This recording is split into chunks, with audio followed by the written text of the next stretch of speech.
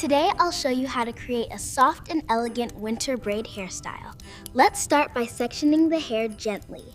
Begin by dividing the hair into 3 even parts. Use clips to hold the sides so the center stays clean and smooth. Now cross the left strand under the middle, then the right under the middle. Keep your hands steady for a neat winter braid. Secure the braid with a ribbon. If needed, trim just a tiny bit of the ends to keep the braid clean and elegant.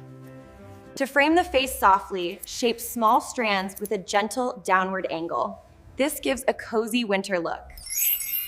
For little girls, gently loosen the braid, smooth the sides, and secure it well so it stays comfy and cute all day.